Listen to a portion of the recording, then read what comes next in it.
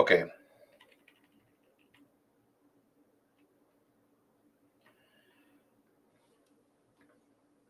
Good evening.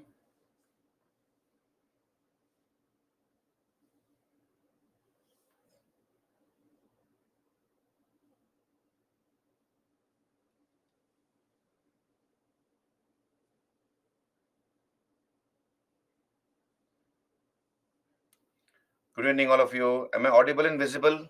Can we begin? The last session of the day. Hello? Yeah? Good evening once again. Am I audible and visible? Okay, thank you, Sahil. Vandana, Shreya, Aarti, Jia, Panyala.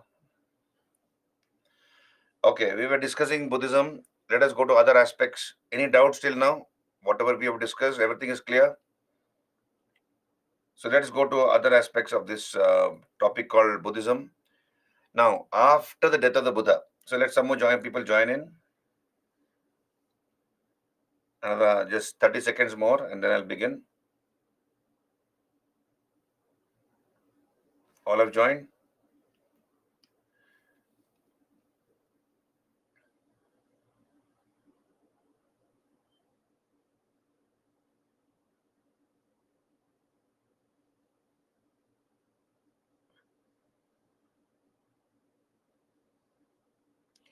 Okay. After the death of the Buddha, 4 councils took place, 4 meetings took place. Okay. So you have 4 councils or meetings which took place after the death of the Buddha. So let us understand these councils. Where it took place, who was the patron king, what are the results, who was the president or chairman of these councils, what was the purpose as to why these meetings were called, and so on and so forth. Yeah, good evening, Ritu. So the first council took place immediately after the death of the Buddha in 483 BC. On your screen. On your screen. So it took place immediately after the death of the Buddha in 483 BC. Where did it take place? Rajagriha. The place was Rajagriha. The patron king was Ajatashatru of Magadha. He was the king during whose period this council took place, first meeting. Who was the chairman? Mahakashyapa. Mahakashyapa was the chairman. Now, Buddha had laid down certain rules and regulations. Understand this? Buddha had laid down certain rules and regulations. All those rules and regulations had to be codified, brought together. So the main objective of the first council was codification of Buddhist doctrines. Okay. Now, in this first council, what are the results? Understand this. What are the results? Ananda, Buddha's favorite disciple, recited the Sutta Pitaka. What is Sutta Pitaka? Code of conduct for Buddhist monks. Code of conduct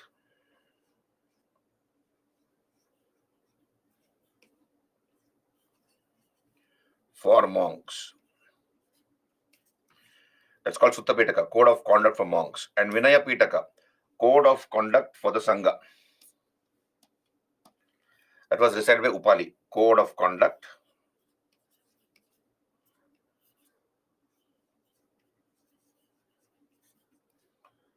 for the Sangha.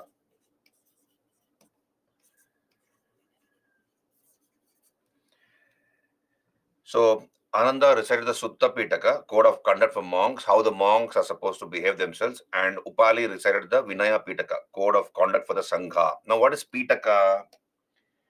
Pitaka literally means basket. Understand this? Pitaka. Pitaka means basket. Pitaka means basket. Now, please understand, those days there was no paper. There was no paper, so everything was written on palm leaves. So imagine this is a palm leaf. Okay, so everything was written on palm leaves, and these leaves were kept inside baskets. So imagine this is a basket. Okay, so this is a basket. So such palm leaves were kept in baskets called pitaka. Right? So this is a palm leaf, and everything was written on palm leaves, and it was kept inside baskets called pitakas. Did you understand? So pitaka is a basket, and everything was written on palm leaves and kept inside baskets called pitakas. So this is the first council which took place immediately after the death of the Buddha. First Buddhist council at Rajagriha under Ajatashatru. President was Mahakashyapa. Then second council took place 383 BC, exactly 100 years after the death of the Buddha. You can see on your screen, 383 BC at Vaishali. It took place at Vaishali. The patron king was Kal Ashoka or Kakavarnin of the Shishunaga dynasty. So Kal Ashoka of the Shishunaga dynasty. Okay, Kal Ashoka or Kakavarnin, and the chairman was Sabakami. So please understand, 100 years had lapsed. All of you, are you there with me? Understand this, very simple. 100 years had lapsed since the death of the Buddha. 100 years had passed away since the death of the Buddha. And Buddha had laid down certain rules and regulations as to how the Sangha should be run, how the monks should behave, etc. Now, in this 100 years gap between the death of the Buddha and the second council, some monks had made 10 new rules for themselves. They had digressed from the original teachings of the Buddha. Okay, they had gone away or digressed from the original teachings of the Buddha, and they had made 10 new rules for themselves. Who are these monks who made 10 new rules for themselves? These are the Vajji monks on your screen, Vajji monks. So they had made 10 new rules. 10 new rules for themselves. And this became the object of discord.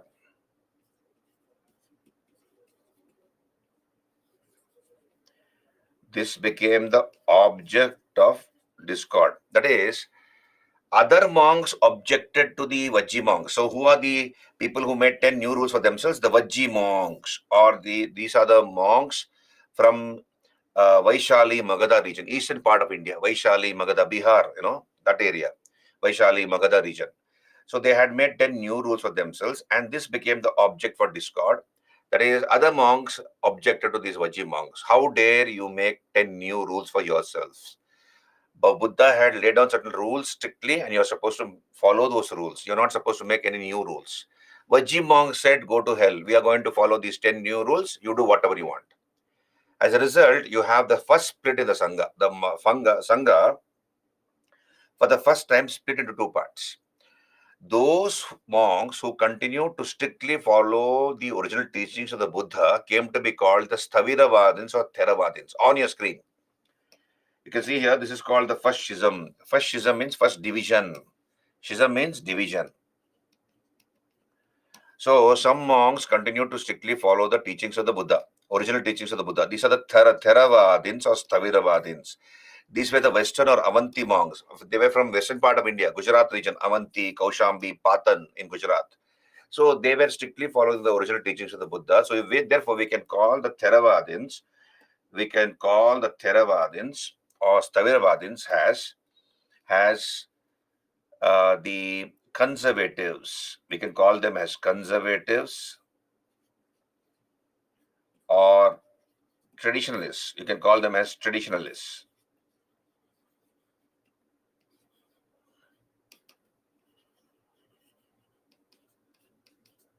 Because they were strictly following the original teachings of the Buddha.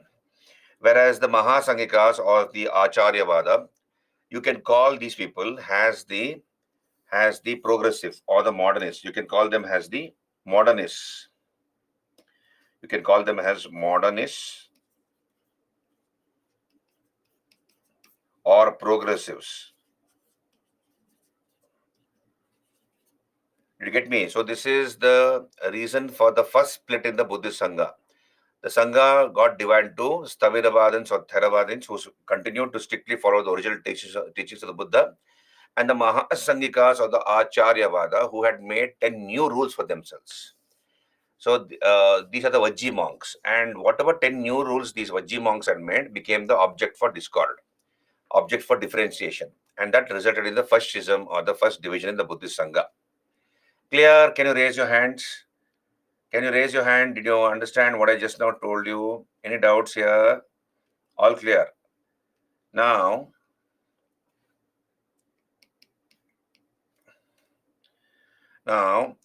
in course of time, 11 sects broke out from the Theravadins.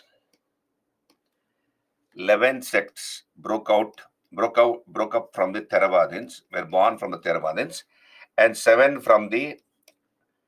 sects were born from the Mahasangikas. Totally 18 sects. 11 plus 7 is equal to 18 sects. So in course of time, 18 sects were born. They were basically Hinayanis. They were all, we come to Hinayana later, Hinayanis. They were all Hinayanis. Okay, so this is the second council. So to resolve the second objective, to resolve the conflicts between the two groups of monks. That was the main reason why this council was called. Third council took place during the time of Ashoka. You can see on your screen the third council took place at Patliputra. The king was Ashoka. This was in 250 BC. And the chairman was Moggaliputta Tissa. He was a prince of Sri Lanka. Moggaliputta Tissa, he was a prince of Sri Lanka.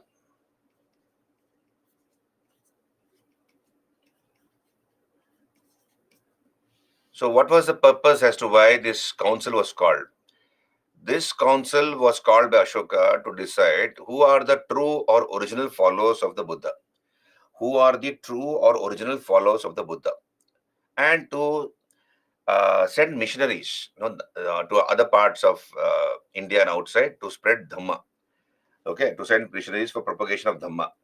So the main reason why this was called was to resolve the disputes between the two groups as to who were the original or true followers. This is number one.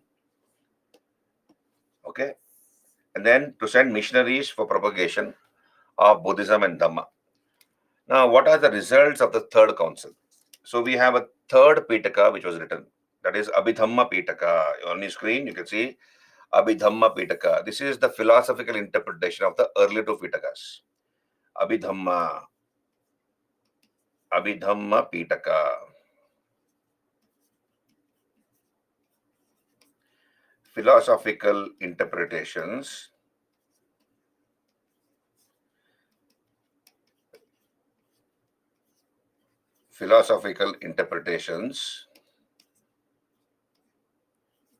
of the earlier two Pitakas. That is Sutta Pitaka, Vinaya Pitaka. So when we add these three Pitakas, Sutta Pitaka, understand, Sutta Pitaka, Vinaya Pitaka. So Sutta Pitaka, Vinaya Pitaka, as you all know, were written in the first council. Then we have Abhidhamma Pitaka, the third Pitaka, Abhidhamma Pitaka, which was added to the two other Pitakas. So together, these three are known as three Pitakas. Three Pitakas. Tripitakas. Sutta Pitaka, Vinaya Pitaka, Abhidhamma Pitaka. So Abhidhamma Pitaka is the philosophical interpretation of the earlier two Pitakas. Then, in this council, the Stavitavadins were certified as the true or original followers of the Buddha. That is, you can look at the second council here. Second council split up into two parts. One is the Stavitavadins or Theravadins, the original who continued to strictly follow the original teachings of the Buddha. And the other section came to be called as the Mahasangikas or Acharya Vada, who had made 10 new rules for themselves. So in the third council under Ashoka, it was decided that those monks who were strictly following the teachings of the Buddha should be considered as the original or true followers of the Buddha. So Stavitavadins were certified as the true followers. Okay. Then the views of the non-Theravadins were refuted or rejected. The views, opinions of the non-Theravadins, that is, who are the non-Theravadins? That is the Mahasangikas. The views of the non-Theravadins were rejected or refuted. And those refutations were compiled in a book called Katavattu. So this is number 3. And lastly, missionaries were sent to propagate Dhamma. Ashoka brought in this concept of Dhamma. When I did Mauryan chapter, when I did Ancient India, it covered Mauryas. We have done Dhamma. So Dhamma was a way of life. Ashoka, the tenets of the Dhamma were very similar to Buddhism. And he created a class of officers called Dhamma Mahamattas to propagate or spread Dhamma. So Ashoka sent missionaries to propagate or spread Dhamma. This is the result of the third council. So main thing is that the Stavitavadins or Theravadins were considered to be the true or original followers of the Buddha. Are you there with me? Clear? Clear? Hello? This is the third council.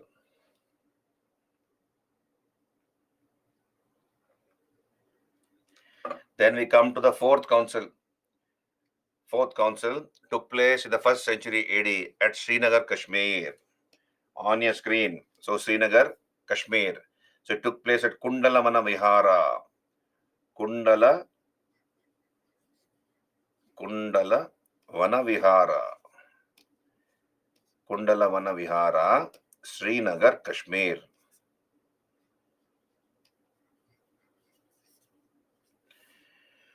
The patron king was Kanishka. Kanishka was the patron king. Who was the chairman? Vasumitra. Vice chairman was Ashwagosha. So we have a chairman and a vice chairman here for the first time. Chairman was Vasumitra. Vice chairman was Ashwagosha. And what was the purpose as to why this council was called? So Kanishka was the greatest of the Kushanas, as you know. As you all know, Kushana king was a Kushana king, greatest of the Kushans. The objective of the fourth council was to bring about a reunification of all the sects. By this time, as we have seen, Buddhism had got divided into 18 sects. 18 sects. So the idea was to unify all the sects. So that's why this fourth council was called. And by this time in Kashmir, we have a new sect which was born in Kashmir by the time the fourth council took place. That is the Sarvastivada sect. The Sarvastivada sect. Sarvastivada. So this was a new sect which was born in Kashmir. Founder was Rahula Bhadda. Rahula Bhadda or Rahula Bhadra. So this was a new sect which was born. So what was the result of the fourth council? Discussions took place in Sanskrit. Very interesting. So for the first time, the Buddhists adopted Sanskrit to discuss about Buddhism. Books came to be written in Sanskrit on Buddhism, etc. So discussions took place in Sanskrit. Secondly, Mahavibhasha Shastra was written by Vasumitra. So the chairman was Vasumitra. He wrote a book called Mahavibhasha Shastra. It was a Sarvastivada textbook. It was a Sarvastivada text. Sarvastivada text. And then Buddhism finally got divided into Hinayana, Mahayana. So that is final schism, final division in the Buddhist Sangha into Hinayana, Mahayana. So please understand, in the second council, Buddhism, we have the first schism in Buddhism. That is Taviravadins or Theravadins and Mahasanghikas. That is the first schism. In the fourth council, the second time the Sangha got divided into Hinayana, Mahayana. And this is called final schism, final division in the Buddhist Sangha into Hinayana and Mahayana. So ultimately, we have a few sects which join Hinayana and few more sects which join Mahayana. So what are the sects which joined Hinayana? Hinayana, you have Staviravadins or Theravadins, Sammatiyas, Sautantrikas. They became part of Hinayana. So they became part of Hinayana. And who became part of Mahayana? The Mahasanghikas, the Sarvastivadins, Chaityak, Purvashila, Aparashila. They all became part of Mahayana. Clear? These are the four councils which took place. Any doubts? Now, let us come to the difference between Hinayana and Mahayana. Students, are you clear? Can you raise your hands? Can I move on?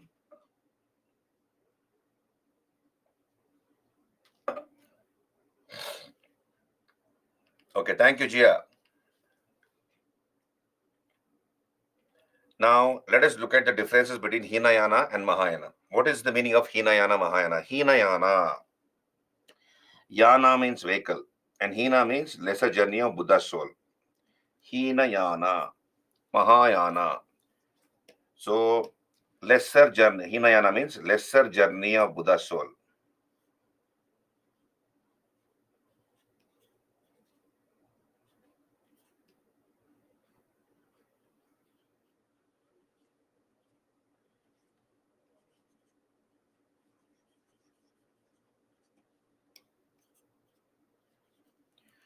Mahayana, greater journey of Buddha's soul.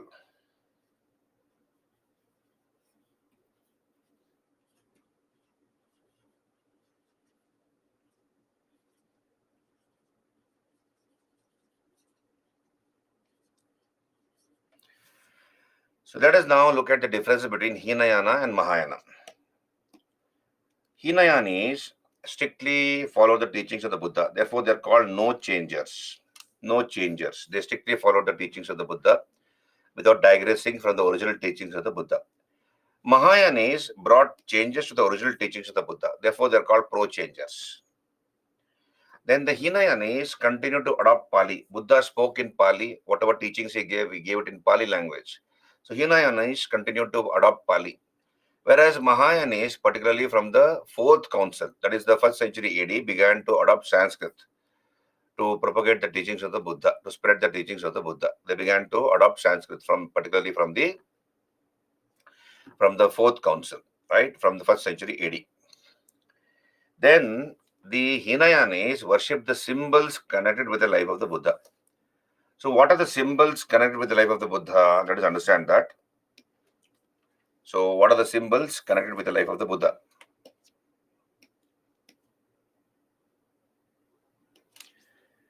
Symbols. So Hinayanis worship the symbols connected with the life of the Buddha. Birth, lotus and bull. So they worship lotus and bull. Birth. Then Buddha went away from the palace, Mahabhinishkramana. That is a renunciation. He renounced the world. That is, he took up sannyas, isn't it? So renunciation, they worship the horse. That is here Kantaka. So they worship the horse Kantaka, renunciation. Then Buddha sat under a tree and attained nirvana. So nirvana, they worship the peepal tree. So birth, lotus and bull, renunciation, horse, nirvana, peepal tree, and death. So when Buddha died, that is parinirvana,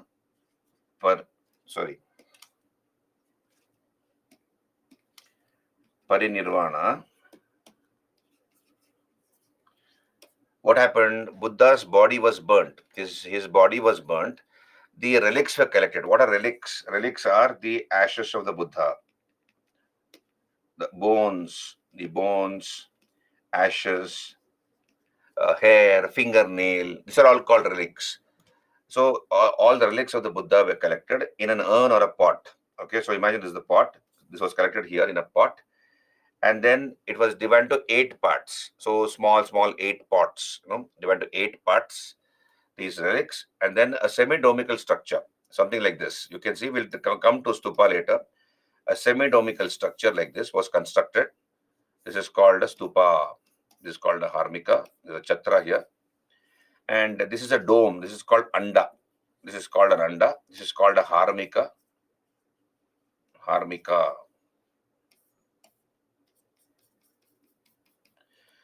And this is called a chatra. Chatra. And deep inside, so this is a solid dome. Please understand, it's not a hollow dome. It's a solid dome. And buried deep inside in this anda is a tabena. This is called a tabena. Tabena, which contains the relics of the Buddha. So the pot here, there's a pot here inside, deep buried inside, and this pot contains the relics of the Buddha. So the Hinayanis worship the stupa. Hinayanis worship the stupa, that is, which marks the death of the Buddha. Okay. Not just the yasti. The stick is called yasti. We'll come to that. With different parts of a stupa. We will do it tomorrow. Don't worry. So the Hinayanis worship the symbols connected with the life of a Buddha. Birth, lotus and bull. Why lotus? Hello, why lotus? Why do the Hinayanis worship lotus?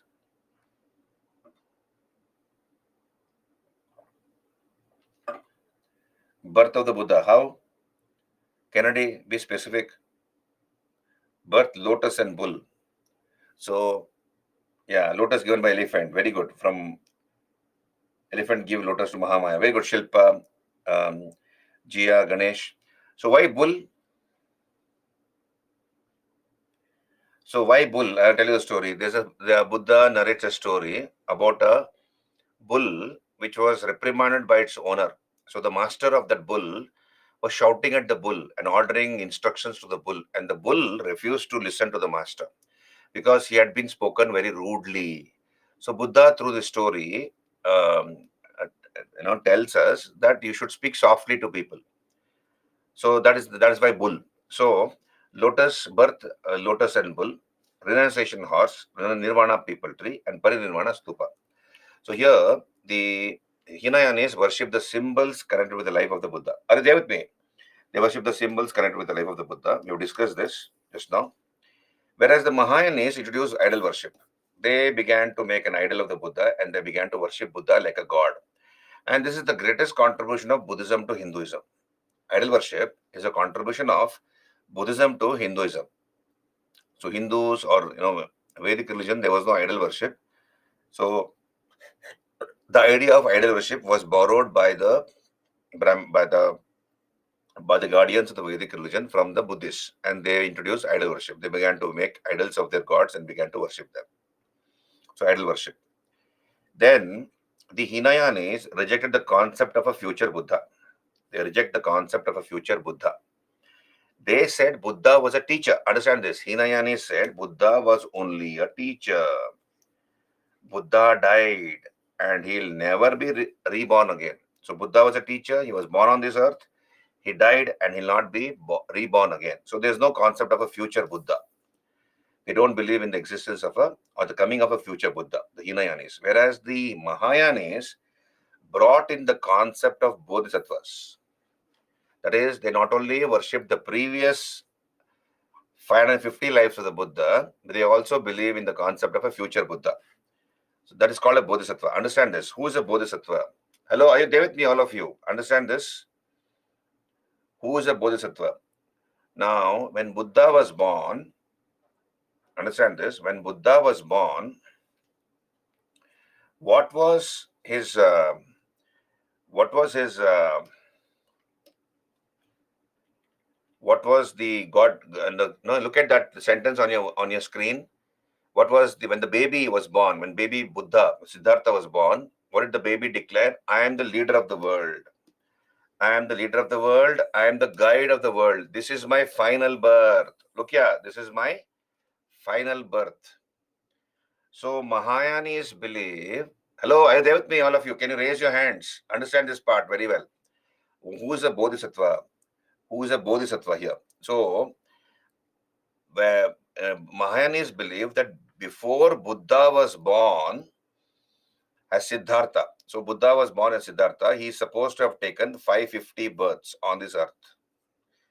He is supposed to have taken how many births? 550 births on this earth. In one birth, he was a monkey. In another birth, he was a donkey. In another birth, he was a cow. In another birth, he was a maid servant, etc. I believe in every birth, Buddha did only good. In every birth, Buddha did only good. Ultimately, he was born as Siddhartha. Ultimately, Buddha was born as Siddhartha. And in that life, when he was born as Siddhartha, he attained Nirvana. And he became the Buddha. Once he became Buddha, that is, he attained Nirvana, he became Buddha, there is no rebirth for the Buddha. There is no rebirth for the Buddha on this earth. Look at the baby's words. I am the leader of the world. I am the guide of the world. This is my final birth. That means he will not be born on this earth again. So in that birth, when he was born as Siddhartha, he attained Nirvana and he became the Buddha, after which there is no rebirth for the Buddha on this earth. So Buddha was born 550 times before he was born as Siddhartha. Now, who is a bodhisattva? A bodhisattva, understand this, a bodhisattva is a very compassionate human being. So I'll come back to the screen here. A bodhisattva is a very compassionate being. He's full of compassion. Understand this?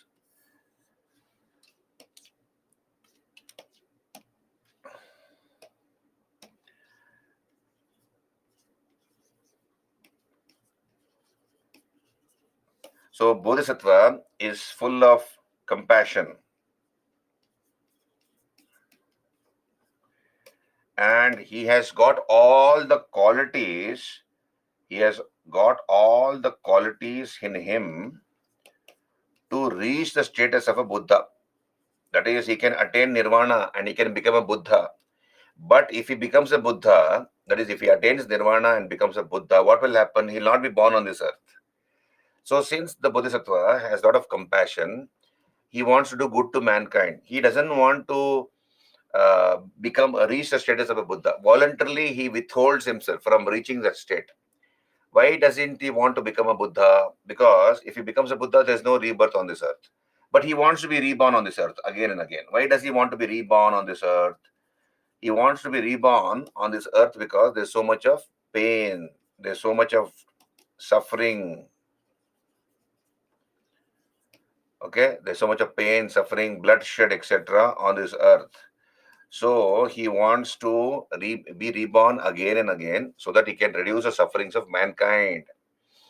That is called Bodhisattva. He's got all the qualities necessary to become or reach the status of a Buddha, but withholds himself voluntarily to reach that status so that he can take repeated births on this earth and reduce the sufferings of mankind.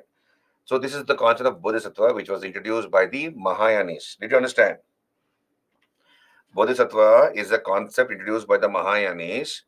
Bodhisattva is a very compassionate being who wants to take repeated births on this earth so that he can reduce the sufferings of mankind. If he reaches the status of a Buddha, there's no rebirth for him. There's no rebirth for him on this earth. Hello, are you there with me? So this is a concept brought out by the Mahayanis. I move further. Then we have the Hinayanis. They gave importance to the Sangha. Mahayanis gave importance to the individual. Further, the Hinayanis believe in individual salvation. The Hinayanis believe in individual salvation. What was the last teaching of the Buddha? Remember the last teaching of the Buddha? I have given you the dictation. You have written it in a quote. Subject to decay are all component things. Subject to decay are all component things. Strive earnestly for your salvation. These are the last teachings of the Buddha. What is the meaning of component? Component things here. Material things. Don't be attracted by material things. For example, a very beautiful girl will lose her beauty after some time. A very handsome and charming man will lose his charm after some time, isn't it? Similarly, a new motorcycle or a new car, after some time, it loses its value. You don't even bother about it after, let us say, 6 months or 1 year or 2 years. There are some people who keep it spick and span, but then most of us neglect it. We don't bother about it. But when something is bought newly, we'll value it a lot. So, Buddha says, don't be attracted by these material things. They are transitory in nature. And you have to work very hard for your salvation. That is, you have to work very, very diligently, very sincerely to get nirvana. It will not come automatically to you. And this is what the Hinayanis believe. Belief in individual salvation. Are you there with me, all of you? Whereas the Mahayanis, they say salvation is automatic. Nirvana is automatic. If not in this birth, if a person doesn't get nirvana in this birth, then in the next birth. If not in the next birth, in the subsequent births. So salvation or nirvana is automatic. And lastly, the Hinayanis don't believe in God and soul. So there's no concept of God and soul in them, in the Hinayanis. Whereas Mahayanis believe in both God and soul. They believe in the concept of God as well as soul. There's a difference between Hinayana and Mahayana. Are you there with me, all of you? Clear? Clear? You have to raise your hand so that I can go further. Yeah, thank you, Jia. Only Jia is answering. What about others? What about others? Okay, Madhuri, great. Yeah, Satyanarayana.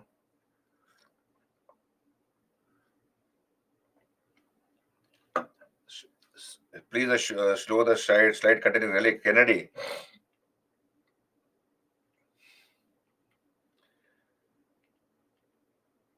Yeah, we'll come to that, Kennedy. Don't worry. Yeah, when I do stupa, various parts of a stupa, symbolic significance of a stupa. Tomorrow I'll be covering all those things. Then you'll understand that. Okay.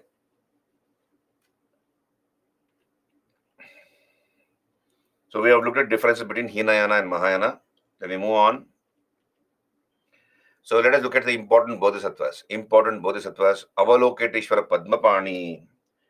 Avalokiteshvara Padmapani, the lotus bearer. So he is supposed to be the god of compassion. Avalokiteshvara Padmapani, the lotus bearer. Padma is lotus, god of compassion. Manjushri, with a book in one hand and sword in the other. He is supposed to remove darkness, ignorance with the sword. Vajrapani, that is thunderbolt bearer, destroyer of evil. Amitabha, the father of heaven. Sukhavati, the Buddhist heaven is called Sukhavati. Father of the heaven is Amitabha. Amitabha Bachchan, film actor Amitabha Bachchan. Amitabha is the father of the Buddhist heaven. Father of heaven. Heaven is in Buddhism, Sukhavati. Maitreya Buddha, future Buddha. The Buddha who is yet to come is Maitreya Buddha. And Mahavairochana, supreme cosmic Buddha. So these are the various important bodhisattvas. Then we look here on your screen. These are the various Buddhas. So here, already 7 Buddhas have already taken birth on this earth. They are called Manchi Buddhas. On your screen, these are all the Manchi Buddhas who have already taken birth on this earth. Vipashiyan, remember this, Vipashiyan, Sikhi, Vishwavasu, Krakuchanda, Kanakamuni, Kashyapa, Shakya Muni, that is Gautama Buddha. So Siddhartha became Gautama Buddha. That was the 7th birth. And the yet to be born Buddha is this, Maitreya Buddha. Buddha who is yet to come. These are called Manchi Buddhas. Okay, already 7 have taken birth on this earth. 1 is yet to come, Maitreya Buddha. Like 10 incarnations of Vishnu, 9 have already come, 1 is yet to come. That is Kalki, like that. Hello, these are the various Buddhas, Manchi Buddhas.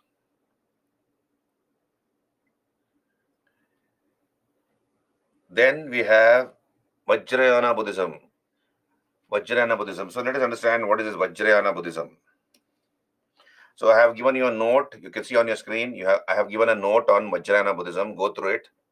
So this is for your information. Whenever I have given a yellow background, that is meant for additional information for the student.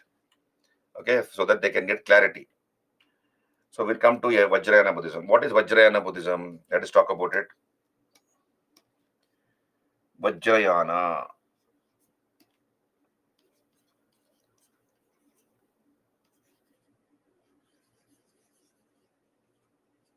Vajrayana Buddhism.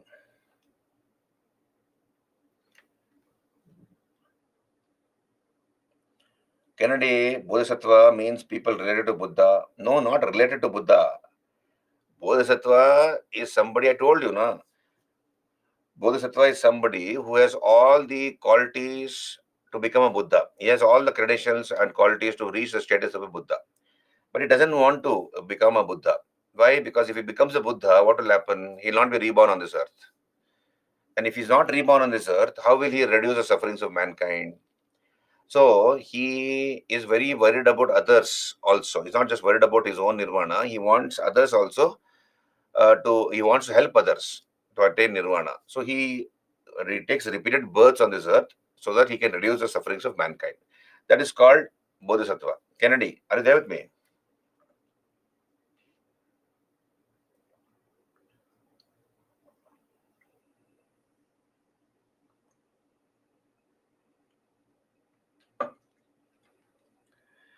No, let's talk about Vajrayana Buddhism. Vajrapani, hello. Vajrapani is a Bodhisattva. Vajrapani is one of the Bodhisattvas. The thunderbolt bearer, destroyer of evil. One of the Bodhisattvas is Vajrapani.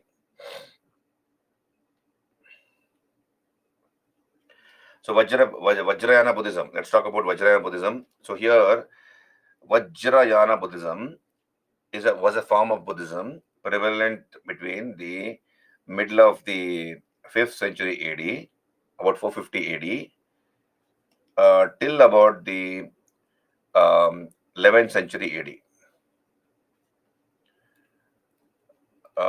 Right? So this was a form of Buddhism prevalent from the middle of the 5th century till about the 11th century AD. Vajrayana. Vajrayana literally means vehicle of the thunderbolt. Vehicle of the thunderbolt.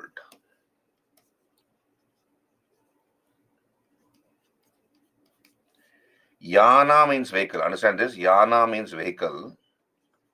And Vajra is thunderbolt. So it's therefore literally means vehicle of the thunderbolt. Now, this was the form of Buddhism which was patronized by the Palas of Bengal. So Pala dynasty, Palas of Bengal patronized this form of Buddhism. Now, under this form of Buddhism, they worship the Taras. So Taras are worshipped. Who are the Taras? Taras are the wife of the Buddha, wife of Buddha, and wives of Bodhisattvas. Wives of Bodhisattvas. They are worshipped. They are called Taras, the wife of the Buddha and wives of Bodhisattvas. Now, Vajrayanis believe in all these things. That is black magic,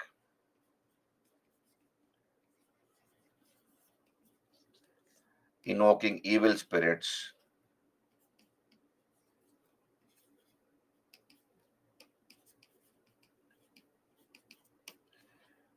sorcery, black magic, invoking evil spirits, tantra, mantra, tantra, mantra, etc. So they believe in all these things. Vajrayana Buddhism, you have two forms. It got divided into two forms. There were two forms of Vajrayana Buddhism. One was Kala Chakrayana. Kala Chakrayana. So Kala Chakrayana Buddhism is the form of Vajrayana Buddhism prevalent in Tibet. Kala Chakrayana form of Vajrayana Buddhism is prevalent in Tibet. And then we have Sahajayana. Sahajayana, which was prevalent in India. And Sahajayanis believe that one can attain moksha, that is nirvana. One can attain nirvana through sexual practices. One can attain nirvana through sexual practices.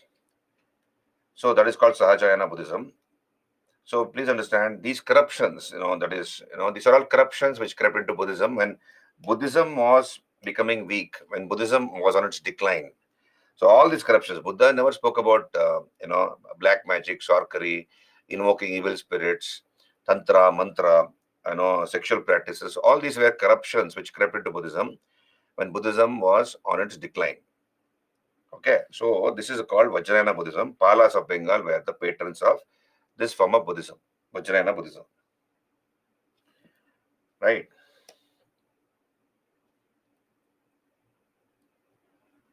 So important books of Vajrayana Buddhism are Guhya Sutra, Guhya Samaja,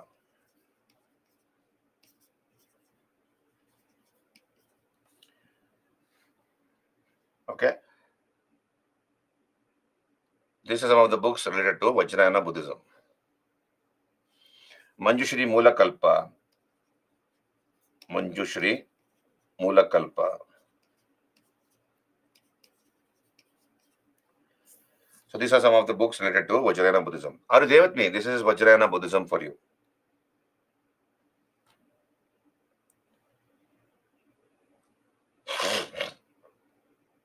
Can I move on?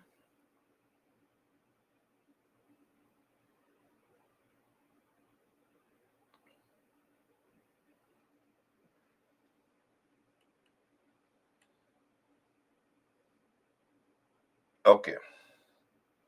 Then on your screen, so you have spread of Buddhism. We have a number of people responsible for spreading Buddhism. You see, Jainism never spread out of India. It was only confined to a few pockets of India, whereas Buddhism became a world religion. In fact, Buddhism is more popular outside India than within India. So Buddhism became a world religion. Now, let us look at the spread of Buddhism. A number of people were responsible for spreading Buddhism. Various forms of Buddhism went to different parts of the world. On your screen, we have Sri Lanka. Mahendra and Sangamitra, two children of Ashoka, with a sapling from the original people tree. They went to Sri Lanka and introduced Buddhism in that country. So the form of Buddhism which is prevalent in Sri Lanka is Theravada, Theravadin or Theravada form of Buddhism. Okay, so it was introduced by the children of Ashoka, Mahendra and Sangamitra.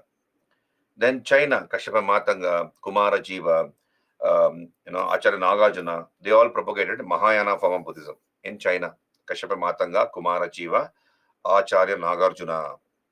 Nepal, it was Vasubandhu who spread Mahayanism in Nepal. Southeast Asia, Sri Gnana spread Hinayanism in Southeast Asia. And Tibet, Padma Sambhava, Santa Rakshita, Atisha Dipankara, these are all the scholars who went from India to Tibet and introduced Vajrayana Buddhism. So Padma Sambhava, Atisha Dipankara, Santa Rakshita. So different forms of Buddhism in different parts of the world. Then we have Menander. We have done this, remember, a post-Maurya period. The greatest of the Indo-Greek kings was Menander or Milinda. Menander, also known as Milinda. And he had a conversation with his monk, with his minister, Nagasena. And the dialogue between King Menander or Milinda and the Buddhist monk Nagasena is contained in a book, Milinda Panho, or Questions of Milinda in Pali language. It is in Pali language. The Milinda Panho, Questions of Milinda, literally means Questions of Milinda. Then Harshavardhana was is considered to be the last great emperor of ancient India. Harshavardhana, he was a Shaivite. He was worshipper of Shiva. Harsha, we've done this also as part of ancient India. And Hyunsang, the second Chinese traveler to India, after Fahian, Hyunsang came to the time of Harshavardhana. And Hyunsang had a very positive influence on Harsha. And Harsha converted himself to Mahayana Buddhism under the influence of Hyunsang. So from a Shaivite, he became a Mahayana Buddhist, Harshavardhana. Then we have the Palas who propagated Vajrayanism. Just now we have seen this. They founded 3 universities, the Palas of Bengal, 3 Vajrayana universities. That is Vikramashila,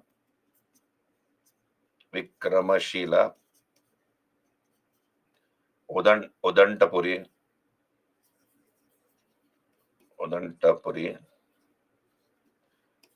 and Jaggadala. So these are 3 universities founded by the Palas. Then in South India, we have the Acharya Nagarjuna, who founded the Sri Parvata University. Sri Parvata University.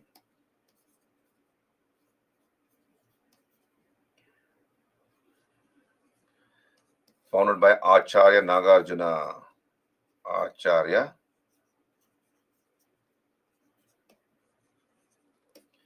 at Nagarjuna Sagar. Nagarjuna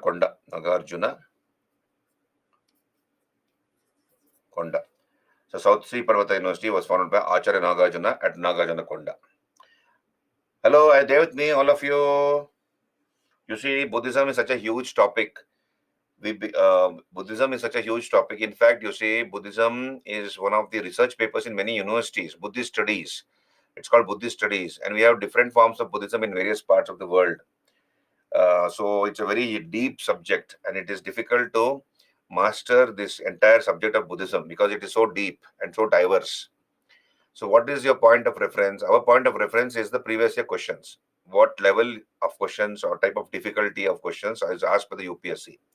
So that's our reference point. Beyond that, you don't need to read because it is as wide as a ocean. Buddhist studies as a subject is wide as a ocean. So many countries have different forms of Buddhism, different rituals, different traditions, etc. So it's not easy to master this topic called Buddhism, right? Then on your screen, you can see different forms of Buddhism. You put it in a box. Hinayana went to Southeast Asia, Hinayana form of Buddhism. Mahayana to the Far East. What is Far Eastern countries? Korea, Japan. These are all Far Eastern countries. Korea, Japan. So from India, it went to China. Buddhism from India went to China during the Gupta period. When I did Guptas, I've told you this. Atisha, who are these people? Paramartha, Bodhidharma, Buddha Yashas, Dharma Yashas. These are all the scholars from Buddhism from India who went to China and introduced Buddhism there, Mahayana Buddhism. And from China, it went to Vietnam, Cambodia, and then to the Far East, Korea, Japan. And Buddhism became a world religion during the Gupta period. So Mahayanism spread to the Far East, Korea, Japan. Sthaviravada is a form of Buddhism, or Theravadin in Sri Lanka, and Vajrayanism is a form of Buddhism in Tibet. So let us look at the causes for the decline of Buddhism in India. Buddhism was inspired by the spirit of reform, but it eventually succumbed to rituals and ceremonies it once denounced. So Buddhism itself became victim of rituals and ceremonies later in its history. Initially, it denounced the rituals and ceremonies in the Vedic religion, but it later itself succumbed to rituals and ceremonies. That is number one. Number two is the Buddhists gave up Pali and adopted Sanskrit. Now, please understand, Sanskrit was not the language of the masses. Prakrit was. Sanskrit was the language of the elite sections of society. Elite, the rich classes, the educated sections. They're called the shishtas. So it was the language of the shishtas, the elite sections of society. It was not the desha bhasha. What was the desha bhasha or the language of the masses? Prakrit. And Prakrit had two dialects. One is Pali, we've seen this, and the other is Ardhamagadi. These are the two dialects of Prakrit, Pali and Ardhamagadi. Now, from the first century AD, that is from the fourth council onwards, Buddhists gave up Pali and adopted Sanskrit. And obviously, it lost its charm. Buddhism lost its charm. It was not able to, beyond a point, spread amongst the masses because that was not the language of the masses, Sanskrit. That is another reason. Third is rich endowments and donations to sanghas and viharas led to corruption. So many, in course of time, Buddhism became very, very popular. Kings, merchants made donations, generous donations to the sanghas and the viharas. And in course of time, a lot of corrupt practices entered the sanghas and viharas. I told you many people with questionable intentions joined the sanghas and the viharas. Instead of on being on the streets, as a beggar, as well join the sangha. So you have a social life there, right? You just have to follow the rules of the sangha. You get a social life there. And then many of these people who joined the sangha had questionable intentions. A lot of corrupt practices crept into the sangha. So the purity of the sanghas and vihara was lost. Then persecution by followers of other religions. For example, in the post-Maurya period, we have the Sungas, Kanvas, Shatavahanas. They promoted Brahmanism, Vedic religion. The Mauryas were followers of heterodox sects. Chandragupta Maurya supported Jainism, Bindusara Ajivika sect, and Ashoka supported Buddhism. So in the post-Maurya period, we have the Shungas, Hunas, Shashanka of Gauda. They all were anti-Buddhist. Shungas are supposed to have destroyed a number of Buddhist stupas built by Ashoka, Pushyamitra Shunga in particular. Hunas, basically, they were either Shaivites or Jains. So Mihirakula, Toramana, Mihirakula. Hunas were responsible for the decline of the Gupta Empire. They attacked the Gupta Empire, from the time of Kumaragupta and later Skandagupta also. So Hunas, many of them stayed back in India. They began to worship either Shiva or Jain religion. Shashank of Gauda Desha, that is Bengal, he cut off the Bodhi tree under which Lord Buddha had attained Nirvana. So you have persecution by followers of other religions, which are the Buddhists. Then the avatar system of Brahmanism made Buddhism lose its identity. You see, we have Buddha who was made an avatar of Vishnu. I think one of the students had asked a question here. Was it Dinesh or somebody here? So you whether Buddha was an incarnation of Hari or somebody. Who was that person who was asked that question? The early part of the class, somebody had asked me that question. Okay, remember that is that person there in the class, or he has left it? You see, there are 10 avatars of Vishnu. Understand this. There are 10 avatars of Vishnu. Popular avatars. Matsya, fish. Matsya, Kurma. I'll write down here. I'll just show you this. So we have the concept of avatars. Avatars. So Vishnu, God Vishnu is supposed to have taken 10 avatars on this earth. So what are the 10 avatars? Popular version of these avatars. Matsya, fish. Matsya, fish. Kurma, tortoise. Kurma. Matsya Kurma. Varaha, boar incarnation. Narasimha, man lion. Vamana. So in this avatar of Vamana, he killed Bali Chakravarti. So Matsya Kurma, Varaha, Narasimha, Vamana. Then Parashurama. Parashuram, Parashurama, Rama. Then eighth one is Krishna. Ninth one is Buddha. Now tell me something. And the yet to come is Kalki. Now tell me something. When was Buddha an avatar of Vishnu? When was Buddha an avatar of Vishnu?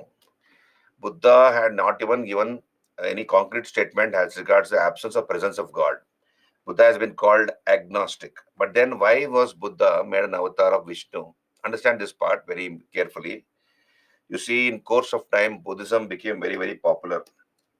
In course of time, Buddhism became very, very popular. And we have the four Varnas in the Vedic religion, isn't it? The Brahmana was there. Brahmana, Kshatriya or Rajanya, Vaishya, and the Shudra. Now, these three, the first three could attain moksha.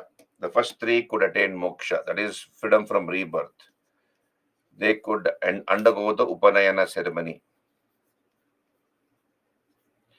They could undergo the Upanayana ceremony, that is wearing the sacred thread, and they could attain moksha. What about Shudras? They could not. So the Upanayana or sacred thread was denied to the Shudras. But then what did Buddha say? Buddha said, if you follow the eightfold path, Ashtanga Marga, if you follow the Ashtangika Marga, eightfold path, I will guarantee nirvana to everybody, including Shudras and women. So Shudras in increasing numbers, Shudras were in increasing numbers were converting themselves to Buddhism. Understand this. Shudras were joining Buddhism in large numbers, and there was a threat to the Vedic religion. If this continued, the Brahmanas, the guardians of the Vedic religion, the Brahmins, they thought, if this migration into Buddhism continued, then Vedic religion might be in danger. It may be in danger. So what they did is, to stop this migration into Buddhism, they told the Shudras that Buddha is an avatar of Vishnu. They made Buddha an avatar of Vishnu. Okay, and told the ignorant, illiterate Shudras, why are you separately worshipping Buddha? You can as well worship Vishnu, because Buddha is a part of Vishnu. He's an avatar of Vishnu. So the Shudras began to worship Vishnu, thinking that Buddha is also part of Vishnu. Okay. This way, to a large extent, the migration of Shudras into Buddhism was curtailed, was stopped. And one of the reasons for the decline of Buddhism is this. Are you there with me? Hello? Did you get me that part? Did you get that part here?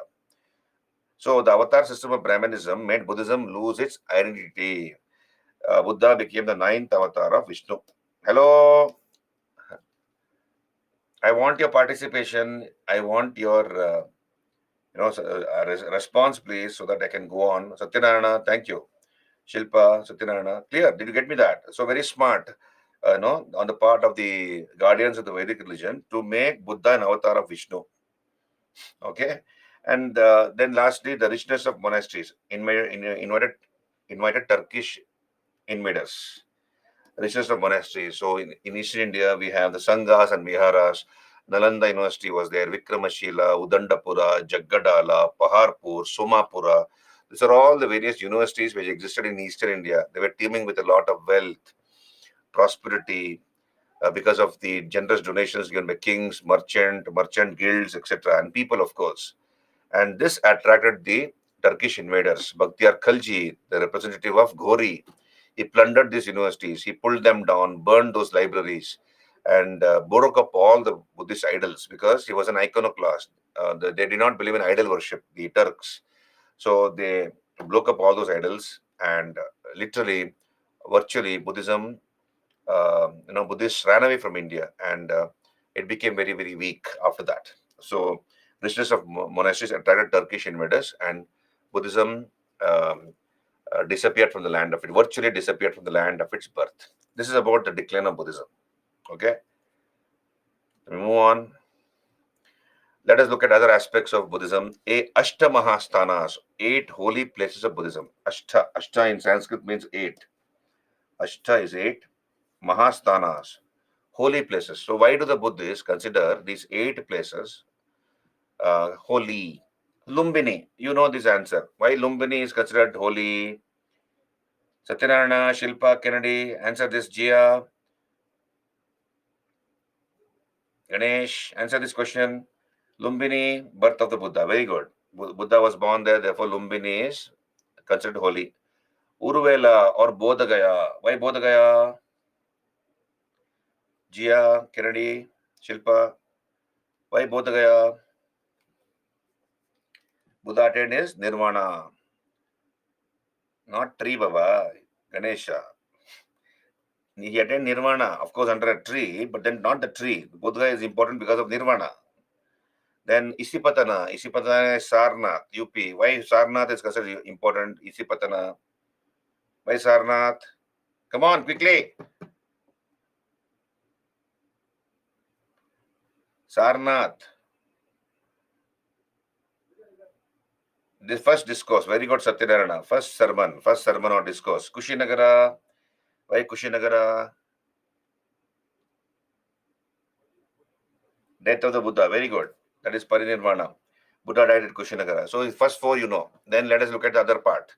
Other four. Shravasti. Where is Shravasti? Uttar Pradesh. Why Shravasti is considered to be holy? Buddha is supposed to perform twin miracles there. Understand this. What are these twin miracles? Number one, fire and water emanated from the body of the Buddha at the same time. Understand this. These are twin miracles. One miracle is fire and water. Fire and water emanated from Buddha's body at the same time. That is first miracle. Second miracle is he was seen at different places at the same time. Buddha appeared at different places. Buddha appeared at different places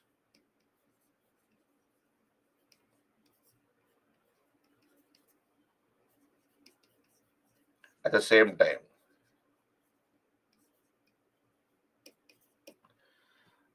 So Buddha appeared at different places at the same time. For example, you are in one city, okay, and your friend comes from another city, and your friend tells you that I met Buddha yesterday.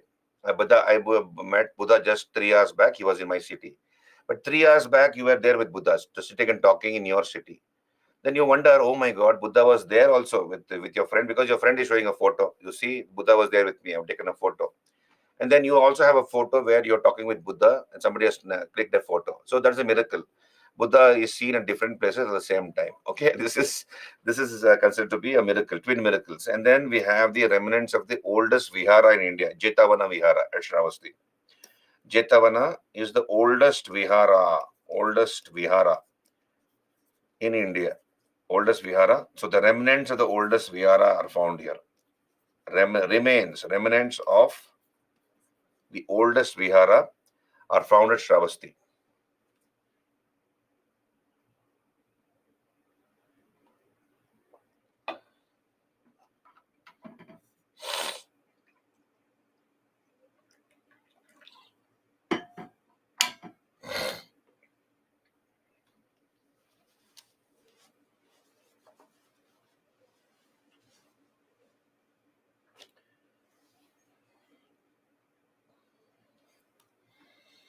The remnants of the oldest vihara are found here.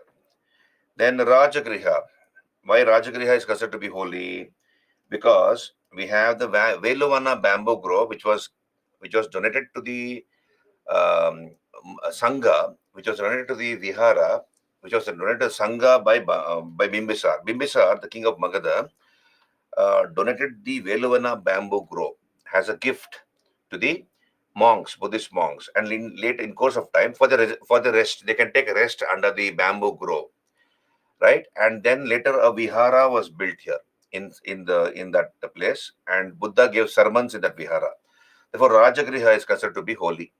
Okay, so I repeat, Veluvana bamboo grove was given as a gift by King Bimbisara to the Buddhist monks for the purpose of rest. Later, a vihara was built here, and Buddha gave sermons there. So that's why it's considered to be holy. Next, Nalanda. When Nalanda is considered to be holy, very interesting. Look here. Buddha, I believe, used a toothpick. Buddha used a toothpick. So he cleaned his teeth with a toothpick and he threw the toothpick. Miraculously, from that toothpick grew a mango plant which became a tree. and in course of time there was a mango grow. So that tree became a mango grow in course of time. So many mango trees were born around the main mango tree. So that is why Nalanda is considered to be holy. And lastly, Sankasha again in UP. So why Sankasha is considered to be holy? I believe Buddha's mother, Mahamaya, was born as a god in the heaven, in the Tushita heaven. Tushita is the Buddhist heaven. So Buddha's mother had been born as a god in the Tushita heaven. So Buddha rose one day from the earth. He rose up. He went to the Tushita heaven, instructed his mother. He gave some instructions to his mother, and again landed on the earth at Sankasha. He landed on the earth at Sankasha. Therefore, Sankasha is considered to be holy. Are you there with me? Hello. So therefore, Sankasha is considered to be holy. Did you get those keywords? I have mentioned the keywords in the bracket. Students, all of you, I have mentioned the keywords in the bracket. Once you get the keyword, you should be able to understand the story, whatever I have told you. And that's why it's considered to be holy. Shravasti, Rajagriha, Nalanda, Sankasha. Then we move on. Other pilgrimage site, Varanasi, that is Banaras, is also considered to be holy. Kapilavastu or Tilor Court in Nepal, Kapilavastu. Then Pipravaha, UP, city where the Buddha grew up. Pipravaha. So this is the city where the Buddha grew up. And then Vaishali. I believe there was a pestilence going on there. Because of some pest attack, there was a pestilence going on there. And Buddha, when he appeared at Vaishali, miraculously the pestilence went away. And this was also the last place visited by the Buddha before he died. The last place visited by the Buddha was Vaishali. Then, of course, Buddhists consider, they also believe that Buddha spent his monsoon months in Ayodhya. So Ayodhya is in the news, because of the temple built. But then please find out the historical importance of Ayodhya. Historical importance. Just Google and find out historical importance of Ayodhya as a city, right? So ancient period, medieval times, etc. So also known as Saketa, Ayodhya, an important city in the Koshala Mahajanapada. So Buddha is supposed to have spent his monsoon months in Ayodhya, right? So Ayodhya is also considered to be holy. Okay, this is about Buddhism. So you see how deep and broad this topic is, how wide this topic is. So let us look at the questions on your screen, all of you.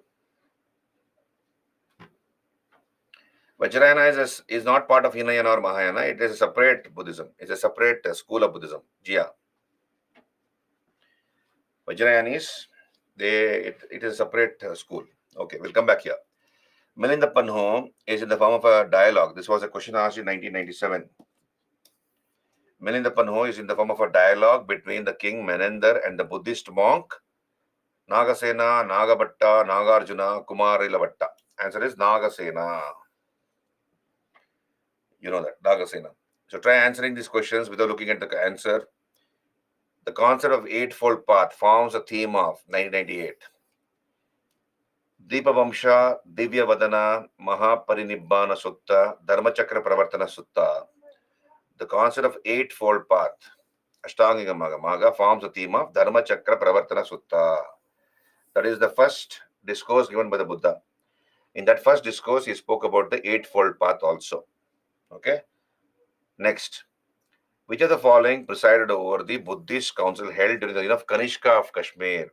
So, who was the president of the Kashmir Council? Parshva, Nagarjuna, Shudraka, Vasumitra. Who was the vice president? Who was the vice president? Yeah, who was the vice president? Ashwagosha. Jia is very good. Vice chairman was Ashwagosha. Very good, Jia. Then, in ancient Indian Buddhist monasteries, 2002 question. Look at the 2002 question. Yeah, Kennedy also answers Ashwagosha. In ancient Indian Buddhist monasteries, a ceremony called Pavarala used to be held. It was what? Occasion to elect the Sangha Parinayaka and two speakers, one on Dhamma and the other on Vinaya. Confession by the monks of their offenses committed during their stay in the monasteries during the rainy season. That's the answer. Anyway, let us look at the other choices also. Ceremony of initiation of new person into the Buddhist Sangha in which the head is shaved and yellow robes are offered? No. Gathering of Buddhist monks on the next day to the full moon day of Ashada when they take up a fixed abode for the next 4 months of rainy season? No. Paralyzer, confession of monks by monks of their offences committed during their stay in the monasteries during the rainy season. 2005 question. Which among the following was not a contemporary of the other three? So, who was not a contemporary of the other three? Bimbisar, Gautama Buddha, Prasenjit. So, Bimbisar of Magadha, king of Magadha, I told you, he became a disciple of the Buddha. Prasenjit, king of Koshala, he also became a disciple of the Buddha. So, A, C, and D is the answer. Sorry, A, B, and D. I'm sorry for that. Just hold on. So, the answer is B, A, B, and D. Not Milinda. Milinda comes in the post-Maurya period. Milinda Panha. Milinda, post-Maurya period. So the answer is C. C. So which of the following is not a contemporary? So Milinda is not a contemporary, right? Answer is C. Clear?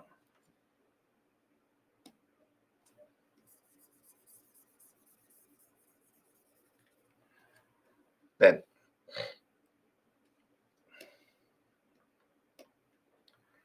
2009 question. Look at the question here. In which state is the Buddhist site Tabo monastery located? Arunachal Pradesh, Himachal Pradesh, Sikkim, Uttarakhand. Answer is Himachal Pradesh. You know, on your screen, if you see what I've done is, I have given you a chart. You don't need to go beyond this. I have given you a chart. You remember the state and the monasteries in that particular state. Viharas, important Buddhist monasteries in India. So Himachal Pradesh, we have these monasteries: Nako, Tabo, Kaigompa, Shishur, Tsulgan Kang. I don't know how to spell that. Tsulgan Kang, Dharmashala. This is the headquarters of the Dalai Lama. So these are the important monasteries in Himachal Pradesh. Ladakh, Jammu Kashmir, Matho, Alchigompa, Hemis, Tikse.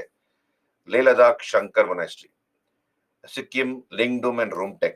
Arunachal Pradesh, Tawang. West Bengal, Ghum. Karnataka, Bailukuppe.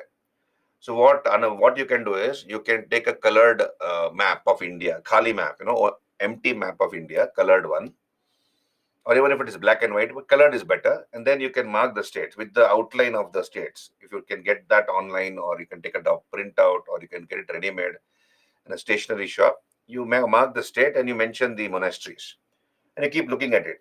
Whenever you have time, keep looking at it. Paste it in front of your study table and keep looking at it whenever you have time, and then that way you'll remember better. So these are the important monasteries. Okay, did you get me that? So you don't need to go beyond this.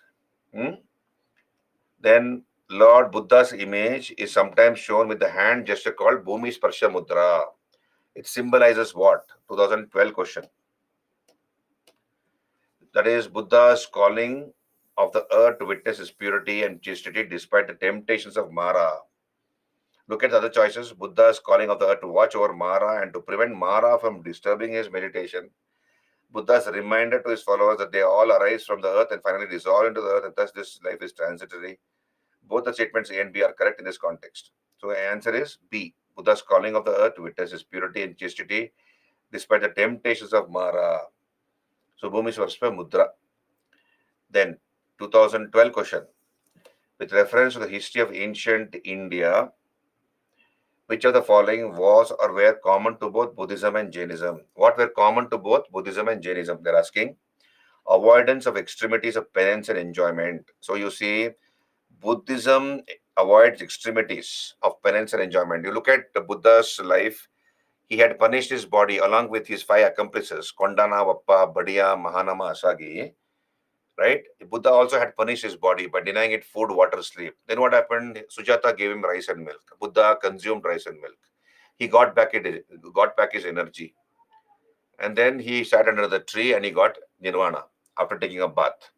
So Buddhism avoids extremities, whereas extremities is part of Jainism. They punish the body by denying it food, water, sleep, Jains, whereas Buddhism avoids that. So therefore, this is not common to both. Okay, it's only common to Buddhism, avoidance of extremities of penance and enjoyment, not Jainism. Indifference to the authority of the Vedas. Both are indifferent to the Vedas. They don't believe in the Vedas, Buddhism and Jainism. Denial of efficacy of rituals. That is, denial of efficacy of usefulness. Both of them don't believe rituals to be useful. Buddhism and Jainism, right? Therefore, the answer is 2 and 3. Okay, these are common. The 2 and 3 are common to Buddhism and Jainism, not the first one. Yeah, Kennedy, you're right. Severest austerity. Then 2013 question. Which one of the following describes best the concept of nirvana in Buddhism? Nirvana is extinction of the flame of desire. The extinction of the flame of desire. Next.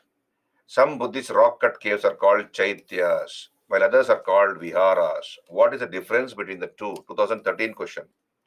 So very easy question, but when we will do all these things tomorrow, chaitya, vihara, etc. So chaitya is a place of worship, whereas vihara is the dwelling place of the monks. Chaitya is a place of worship. Both are found in a cave. Please understand, chaitya and vihara both are found in a cave. Chaitya is where Buddhists worship.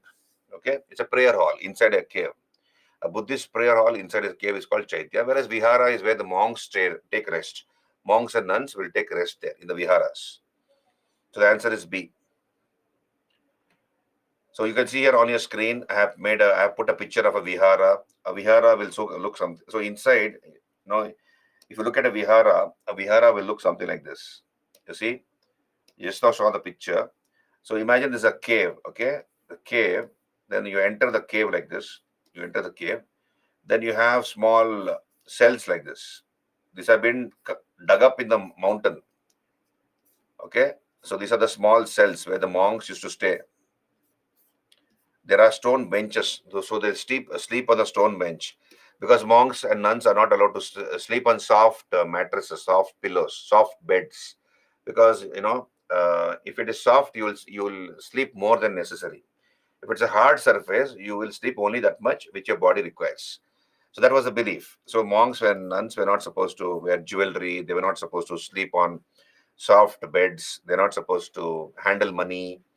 They're not supposed to use perfumes, watch entertainment like dance, music, etc. So all these were not allowed for the monks and the nuns. So they'll stay in these viharas like this, A vihara is like this. And this is a common prayer hall inside a cave. So this is how a vihara looks like from inside. From outside, it look like this. On your screen, you can see here. So this is the picture of a vihara or a monastery. And I have given you the list of chaityas and viharas. I have made a chart for you. Okay, you don't need to go beyond this. Don't need to read beyond this. Just go through it thoroughly, and then you'll understand. Hemis, for example, Hemis Monastery. Where is it located? Located in Ladakh, Jammu Kashmir. Okay, Tikse, Leh Ladakh, Alchigumpa, Leh Ladakh, and I have given the importance here. Importance is not very important. Just go through it. Not very important. Importance. Shankar, Leh Ladakh. Right? Matho, Tawang. Largest monastery in India is supposed to be Tawang in Arunachal Pradesh. Tawang Monastery. Sulgan Khang, Tabo, Nako, etc. So these are all the important monasteries in India. Did you get me here, all of you? Shishur Monastery, Himachal Pradesh, Kaigompa, Himachal Pradesh, Ningdum, Rumtek, etc. These are all the important monasteries with their explanation I've given you, importance. Bailukuppe in Karnataka, Mindraling in Tibet, etc. Then Kanheri in Maharashtra. Then Chaitya. So what's a Chaitya? We will look at Chaitya tomorrow, the different parts of a Chaitya, what is the meaning of a Chaitya, etc. Again, this is found inside a cave. You can see here on your screen. So Chaitya, I have given you important Chaityas, a list of important Chaityas, location and importance. Like for example, Karle. Most of them are found in Maharashtra, present-day Maharashtra. Some in Andhra Pradesh. So Karle in Maharashtra, Nasik in Maharashtra, Junnar, Bhaja, Bedsa, Pitalkhora. They're all in Maharashtra. Right? Important Chaityas and Viharas. Did you get me that? Just go through that, the chart, and a few times, and then try to remember the states in which these monasteries and Chaityas are located. Students, are you there with me? Yeah. So go through it. Then we'll move on. 2014 and 15. See, this question has been repeated consecutively in two years. 2014, they asked the same question. And 2015 also they asked the same question. So very rare this is, but then UPSC is asking questions from previous years also. So therefore, revise the previous year questions. Which of the following kingdoms were associated with the life of the Buddha? So Avanti, Gandhara, Koshala, Magadha. Answer is Koshala and Magadha. So I told you, Bimbisara of Magadha, Prasenjit of Koshala. They were the contemporaries of the Buddha. And these two kingdoms were associated with the life of the Buddha. 2 and 3 and 4. 3 and 4 is the answer. Okay. Then 2016 question. With reference to the religious history of India, consider the following statements. The concept of Bodhisattva is central to the Hinayana sect of Buddhism. Answer this question. Hello, Kennedy, Jia, Shilpa, Satyanarayana. Yeah, Mahayana. Very good. The concept of Bodhisattva is central to the Mahayana sect of Buddhism. Very good, Jia. Yeah, Satyanarayana also. Bodhisattva is a compassionate one on his way to enlightenment. Yes or no? Second statement. Bodhisattva is a compassionate one on his way to enlightenment. Yes. Very good. Aniket. Madhuri.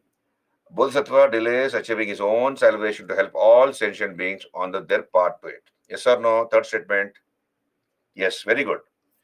So answer is, which of the statements given above are correct? They're asking which is correct. 2 and 3 are correct. Not the first one. Then 2018 question, with reference to Indian history, who among the following is a future Buddha yet to come to save the world? Answer is Maitreya Buddha. Future Buddha is Maitreya Buddha, who is yet to come to save the world. Maitreya Buddha.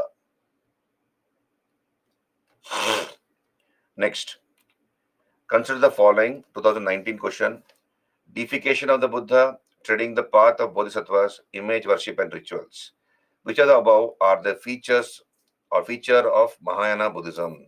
Deification of the Buddha is worshipping the Buddha. That is right. Treading the path of bodhisattva is also right. Image worship and rituals is also right. So answer is 1, 2 and 3. These are all the features of Mahayana Buddhism. Yeah? These are all the features of Mahayana Buddhism. Next.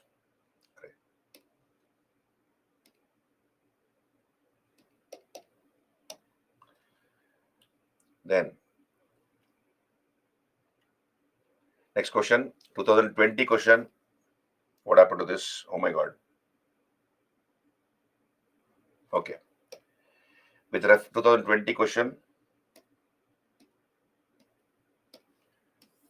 with reference to the religious history of India, consider the following statements. Sthaviravadins belong to Mahayana Buddhism.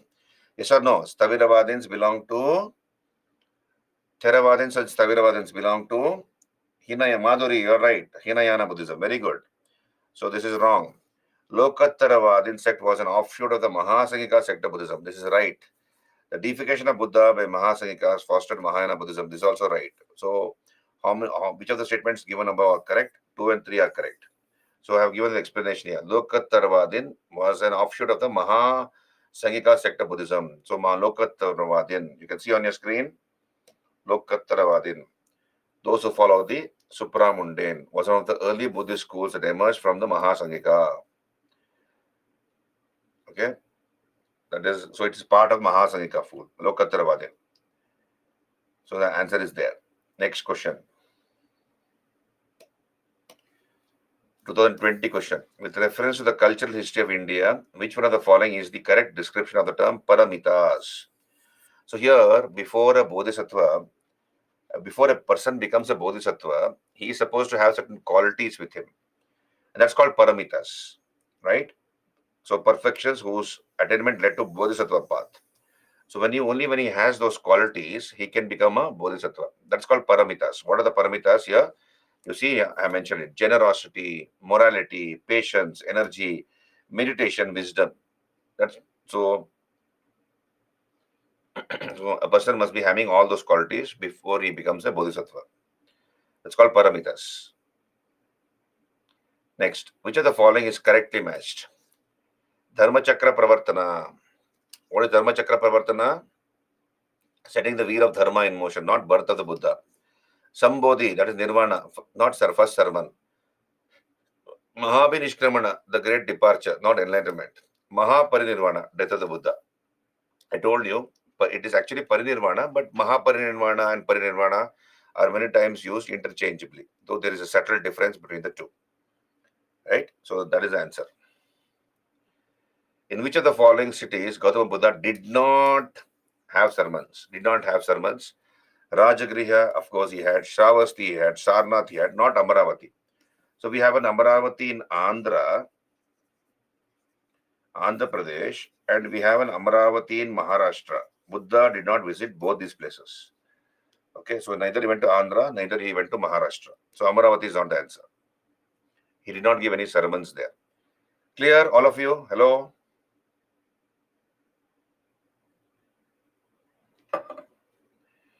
Then, which of the following events of the life of the Buddha did not occur on a full moon day?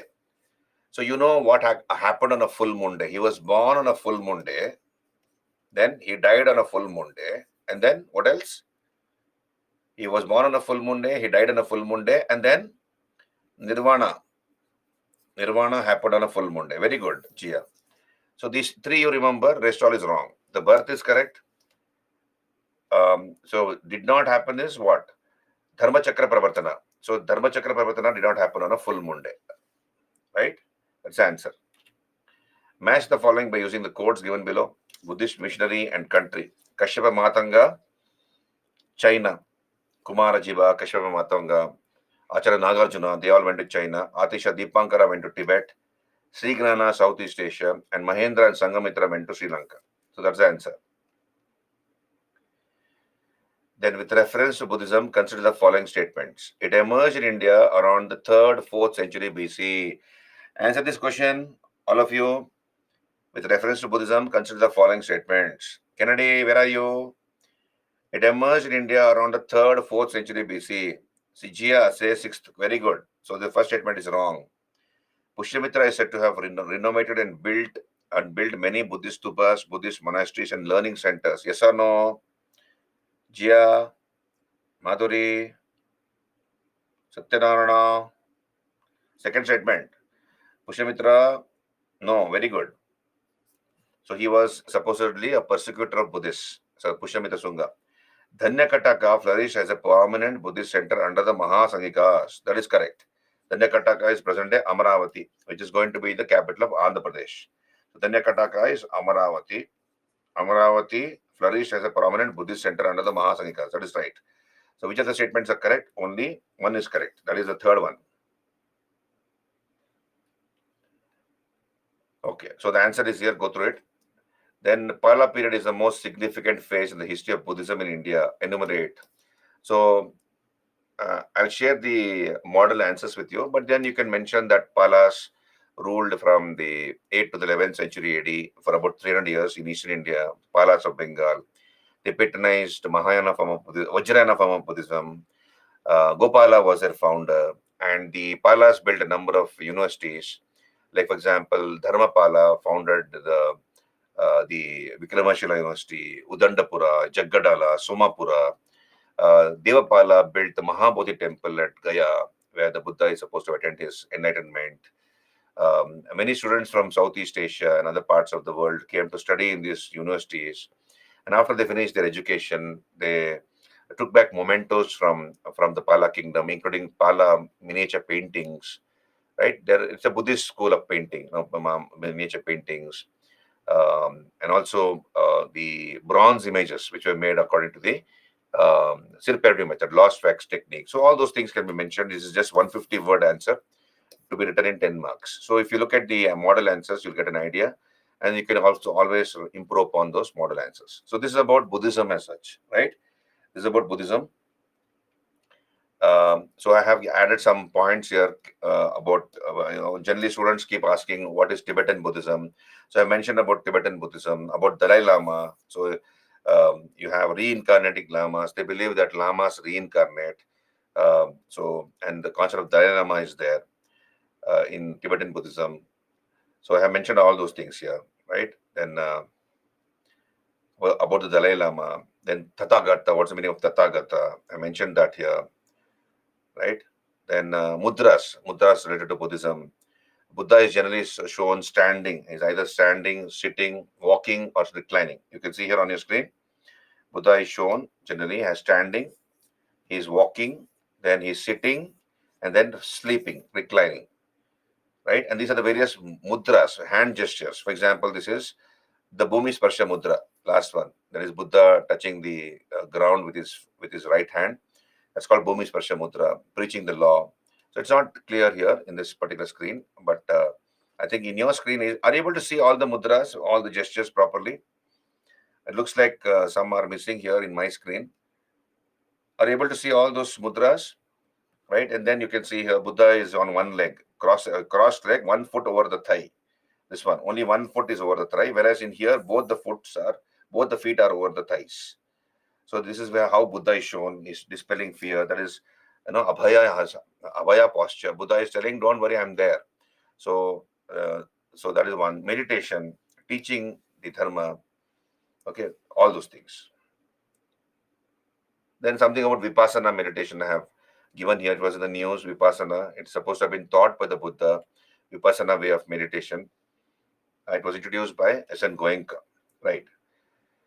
So I think what I'll do is I'll stop here. I will continue this topic tomorrow. Jainism. I'll begin with Jainism tomorrow. I have a slight headache. We'll stop here. We'll continue tomorrow at 10 o'clock. We'll finish Jainism, go to Bhagavatism, Shaivism, etc., and then start with art and architecture. Okay, tomorrow. All of you, are you there with me? So I'll stop here. I will continue tomorrow morning at 10 o'clock. We'll meet. We have a long day to go. We'll do art and architecture. Important. Don't miss tomorrow's session. We'll complete Jainism and other topics and then go to art and architecture. Okay. So I'll end my session here. Any doubts? Any questions? Any clarifications? Clear? Okay. Thank you. Tell us art and culture syllabus. I have told you the syllabus, Madhuri. Art and culture syllabus. I have discussed the syllabus in the beginning of this session. Okay. Once I finished Medieval India, I've discussed it. So we have so many topics to do. Just hold on.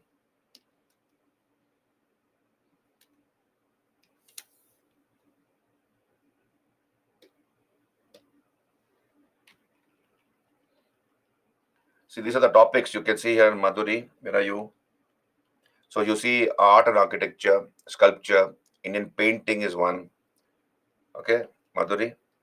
So art and architecture, painting, then music, dance, religion in India, schools of philosophy, literature, Bhakti Sufi movement, then Indian puppetry, coins.